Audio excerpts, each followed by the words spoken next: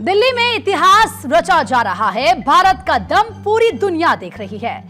तकनीक के लिए कभी दूसरों के भरोसे रहने वाला भारत अब दुनिया के लिए सबसे भरोसेमंद पार्टनर बनता जा रहा है। दिल्ली में हो रहा इंडिया एआई इंपैक्ट समिट काफी बड़ा और महत्वपूर्ण इवेंट रहा है और यह पहला एआई समिट है जो ग्लोबल साउथ यानी कि विकासशील देशों में हुआ। 16 से 20 फरवरी यानी कि आज तक चलने वाला यह समिट दुनिया का ध्यान अपनी तरफ खींच रहा है। इसकी सफलता को देखते हुए इसे एक दिन और बढ़ाया गया है ताकि देश की जनता इस समिट में भाग ले सके। इस एआई समिट में दुनिया भर के लीडर्स, टेक सीईओज और एक्सपर्ट्स आए। दुनिया के बड़े नामों ने इसकी जमकर तारीफ की। सैम अल्टमैन, सुंदर पिचाई, फ्रांस के राष्ट्रपति मैक्रो ने इस समिट की जमकर तारीफ की। समिट के लीडर्स प्लेनरी सेशन में अपनी बात रखते हुए प्रधानमंत्री ने भरोसा जताया कि यह समिट एक मानव केंद्रित और संवेदनशील वैश्विक एआई इकोसिस्टम बनाने में अहम भूमिका निभाएगी। इतिहास बताता है कि इंसानियत ने हमेशा मुश्किलों को मौके में बदला है और आज मुश्किलों को इंसानियत के सबसे बड़े मौके में बदलने का एक और ऐसा ही अवसर है। पीएम मोदी ने कहा कि आर्टिफिशियल इंटेलिजेंस की सफलता सही समझ और सही काम पर टिकी हुई है। मैं एआई के लिए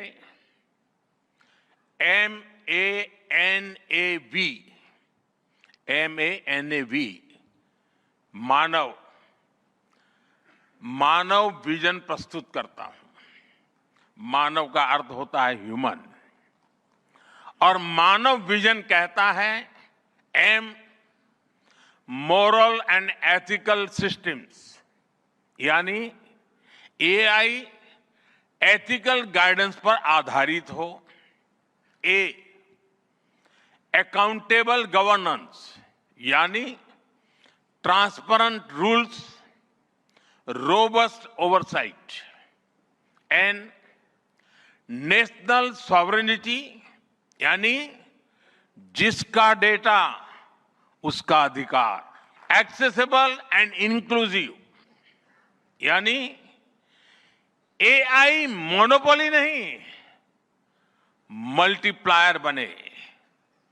वी वैलिड एंड लेजिटिमेट, यानी एआई लॉफुल और वेरीफाइबल हो। भारत का ये मानव विजन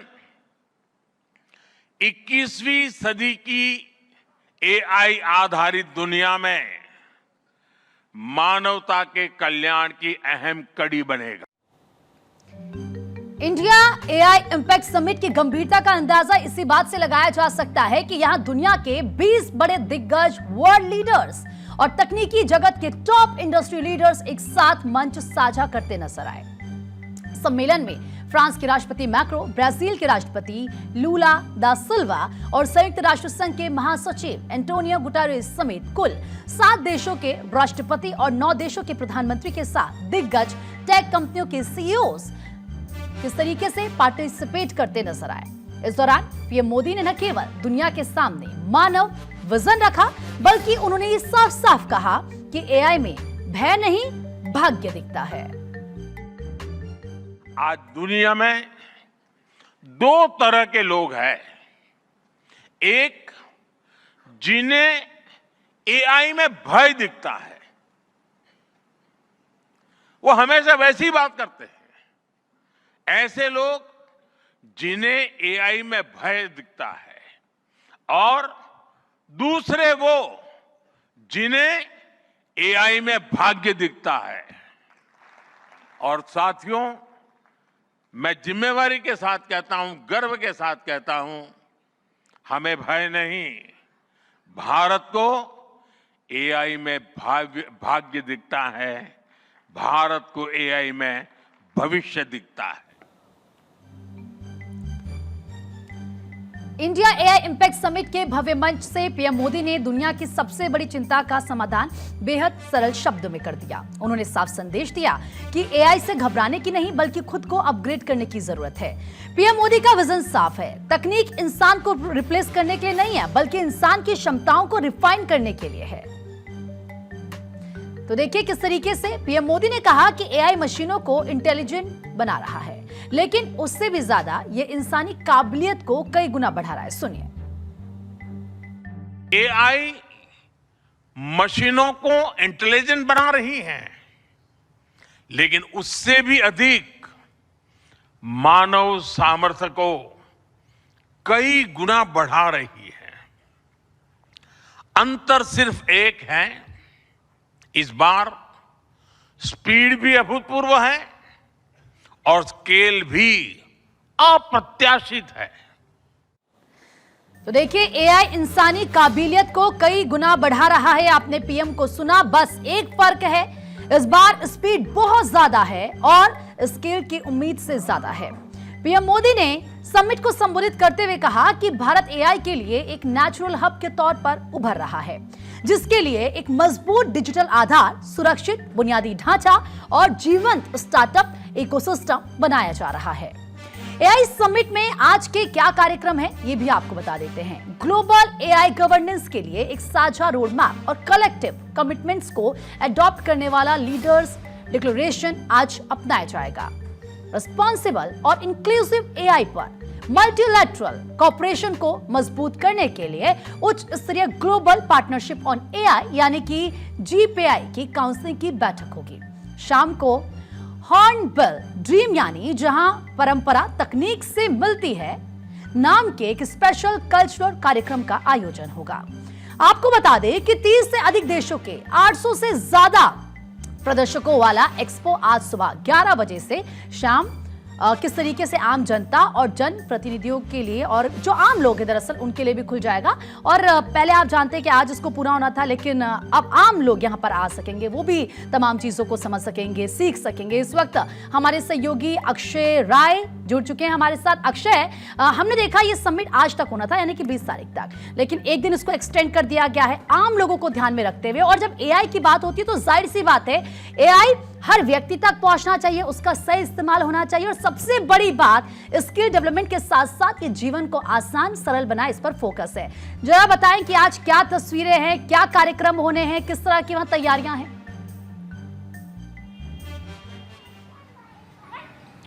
और देखिए ये समिट आज समाप्त होना था, लेकिन उसको एक दिन बढ़ाया गया है इसीलिए ताकि जनता भी उसमें भागीदार बन सके। और क्योंकि कन्वेंशन सेंटर में कल बड़े नेताओं के साथ प्रधानमंत्री नरेंद्र मोदी की मुलाकात हुई, तमाम सीईओज और एक्सपर्ट्स ने अपने राय रखे और साफ तौर पर है कि जनता कल बहुत ज़्यादा सहभागिता नहीं कर पाई, इसलिए 21 फरवरी तक इसको एक्सटेंड किया गया है। आज कई सेशंस आयोजित किए जाने हैं जिसमें टेक एक्सपर्ट्स अपनी बात रखते हुए दिखेंगे और साथ ही साथ कई रेजोल्यूशंस भी सामने रखेंगे। कुछ देर बाद अश्विनी वैष्णव एक समाधान जो किया जा रहा है एआई के जरिए और किस तरह से ये समिट सफल रही है उन तमाम मुद्दों को लेकर के चर्चा करते हुए नजर आएंगे। कहा जा सकता है कि जिस तरह से प्रधानमंत्री नरेंद्र मोदी ने मानव विजन की बात रखी, एआई स्टार्टअप और इकोसिस्टम को किस तरह से भारत डेवलप कर रहा है, किस तरह से एआई में अपना काम को आगे बढ़ा रहा है, उस तमाम मुद्दों को लेकर के चर्चा की।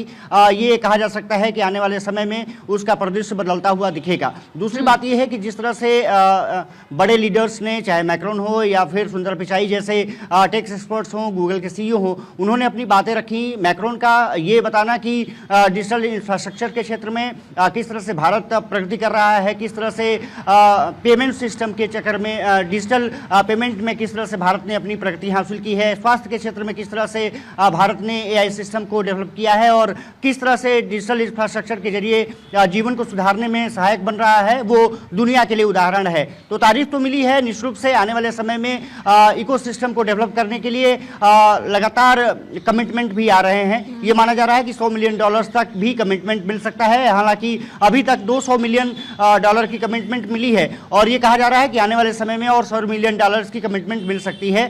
$17 बिलियन लगभग जो इकोसिस्टम डेवलप किए गए हैं, खास करके एआई स्टार्टअप शुरू किए गए हैं, उसके लिए कमिटमेंट मिल चुका है।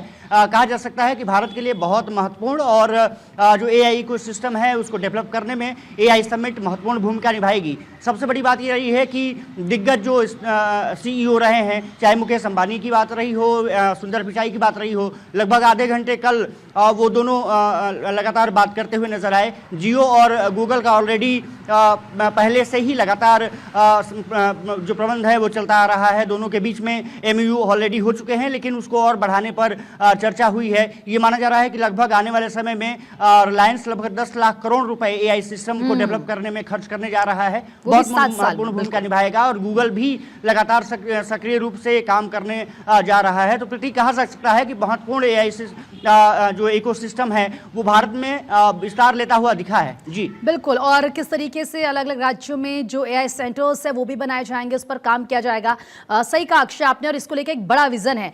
लेकिन अक्षय, अगर मैं बात करूं, क्योंकि ये कहा जा रहा था कि किस तरीके से 30 से अधिक देशों के 800 से ज्यादा प्रदर्शकों वाला जो एक्सपो है, जो वहां पर हम तमाम तस्वीरें देख रहे हैं, वो 11 बजे से आम जनता और जो जनप्रतिनिधि है उनके लिए खुल जाएगा। 11 बज चुके हैं, तो वहां से अभी क्या अपडेट मिल पा रहा है? आम जनता की कितनी भागीदारी नजर आ रही है, उनका कितना इंटरेस्ट इस पर नजर आ रहा है? देखिए, लगातार जनता पहुंच रही है और सबसे बड़ी बात यह है कि 6 बजे तक जनता के लिए खुला रहेगा।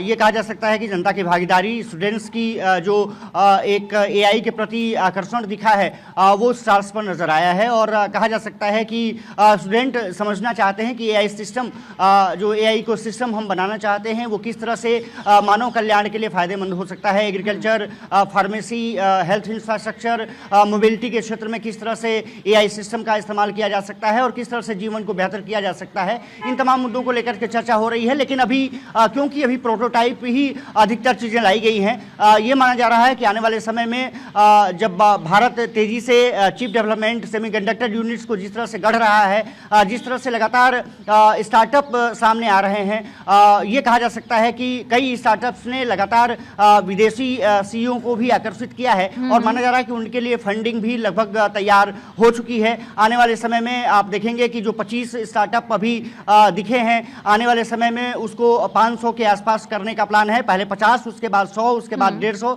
ऐसे मेटी मिनिस्ट्री ने तय किया है कि ये इकोसिस्टम को डेवलप किया जाएगा। सेमीकंडक्टर के क्षेत्र में ऑलरेडी भारत तेजी से आगे बढ़ रहा है और आपने देखा होगा कि अश्विनी वैष्णव लगातार नीदरलैंड और अन्य देशों का दौरा करके लौटे हैं और AI समिट निश्चित रूप से महत्वपूर्ण भूमिका इसमें निभाएगी। ठीक है, बिल्कुल अक्षय, और जितना हम AI के बारे में बात कर रहे हैं, जितना उसके बारे में जान रहे हैं, जितना उसके बारे में बताया जा रहा है, इससे बहुत बड़ा है AI, और इसीलिए कहा जा रहा है कि AI भय नहीं बल्कि भाग्य और भविष्य है। अक्षय बने रहिए, लौट रही हूं मैं आपके पास।